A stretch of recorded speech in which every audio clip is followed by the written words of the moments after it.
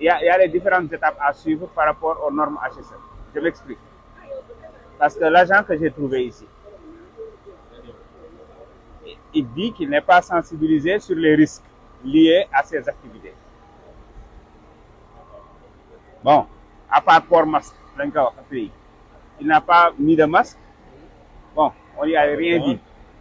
La poussière est partout sur son visage. Il est exposé sur une longue durée au bruit.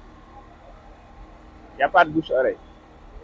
Il n'a pas mis de gants, alors qu'il fait des petites manœuvres manuelles avec un disque. Je lui ai même demandé, est-ce qu'il y a un système de vérification du matériel, à savoir, par exemple, le disque là qu'il utilise, est-ce que c'est toujours de bonne qualité, est-ce qu'il n'y a pas une blessure sur les câbles, etc., etc. Moi, je pense qu'il faut qu'on soit beaucoup plus pointu, en tout cas, sur les normes HSE. On a tendance à négliger les normes HSE, c'est pourquoi on enregistre énormément d'accidents de travail.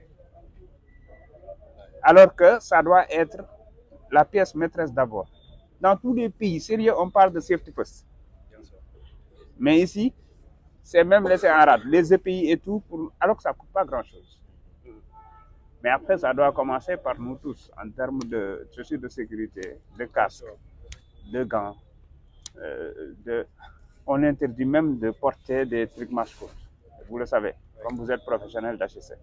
Il faut qu'on revoie nous-mêmes. Parce que moi, j'ai reçu l'ambassadeur de la Chine. Vous étiez là-bas. Je n'ai pas été tendre avec eux sur les conditions de travail des ouvriers. Mais si nous-mêmes ne donnons pas l'exemple, bah, s'ils viennent ici, parce que moi je sais qu'une entreprise chinoise qui part à Amsterdam pour réaliser un projet là-bas, bah, il trouve là-bas des normes qu'il va respecter. Mais ici, si nous-mêmes, nous trouvons que bon, c'est secondaire, quoi, porter des gants ou bien même masques ou lunettes de sécurité ou des bouches-oreilles, c'est secondaire, quoi. C'est pourquoi on se retrouve avec des doigts coupés, on se retrouve avec des problèmes de vue, des problèmes de, comment dirais-je, respiratoires, ainsi de suite.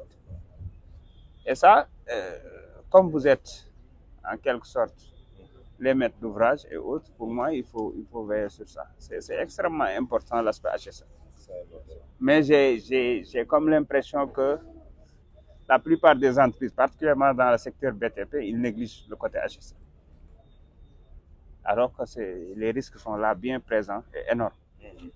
Pour vous rassurer, cet aspect-là est pris en compte depuis le début du projet. C'est pas ce que je vois, sur les faits. Oui, je viens de l'arrêter avant de passer. C'est vrai que parfois il y a des récalcitrants, des gens qui ne veulent pas suivre, mais nous on les arrête et on les sort du chantier. Ça, on le fait depuis le début. C'est ce qui a fait que depuis le début du chantier, on n'a pas arrêté, on a arrêté des accidents, mais des accidents minimes. Mais on est toujours dans l'évaluation continue et les normes dont vous parlez tout de suite là, la 45 000 heures, a été appliquée depuis le début. Vous faites les quarts d'heure aussi, non? On le fait, oui. Une fois par semaine. Voilà.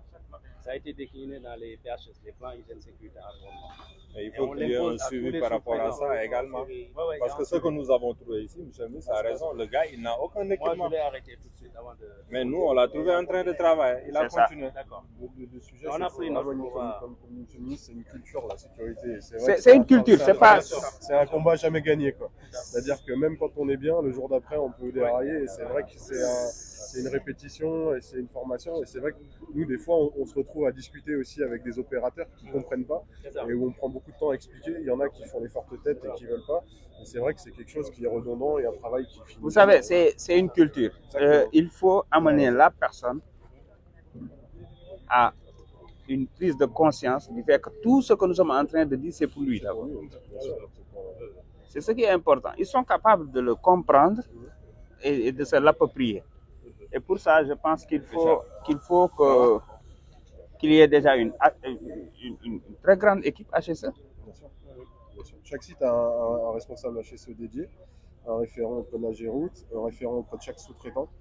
Mais après, c'est vrai que relais HSE qui sont sur le terrain. Oui, mais c'est des combats jamais gagnés. Les procédures existent. Et les checklists et tout. Les procédures existent. L'entreprise a répondu, la mission de contrôle a réglé, Agirout a réglé. Mais le problème, c'est dans la mise en œuvre, dans l'application. Et il a raison. C'est-à-dire que dans certains secteurs, comme les mines, comme l'industrie, les gens sont plus regardants sur ces aspects que dans le BTP. Ça, Mais vous savez pourquoi? Si on trouve un agent qui travaille sans respecter un seul point des règles sécuritaires, non seulement lui, il est sanctionné, son supérieur est sanctionné, son manager est sanctionné, parce qu'on parle de consequence management. À partir de ce moment, son manager va mettre la pression sur son superviseur et vice-versa. Donc, ce qui fait que finalement, tout le monde va... Parce qu'il y en a qui vont prendre conscience et qui ne vont pas attendre qu'on le rappelle à l'ordre, mais il y en a, il faut vraiment voilà, être derrière, sanctionner entre autres, positivement comme négativement. Mais le problème, franchement, c'est pas vous, c'est pas vous seulement, hein, c'est une question de culture générale chez nous. Et pourtant, pour vous dire que c'est possible, parce que quand vous allez dans les mines, dans les sociétés pétrolières, c'est les mêmes Sénégalais qui travaillent là-bas. Mais ils sont assez bien sensibilisés, ils sont conscients des risques liés en tout cas aux travaux. Il y a énormément de risques que j'ai identifiés ici, énormément. Même le balisage n'est pas bon.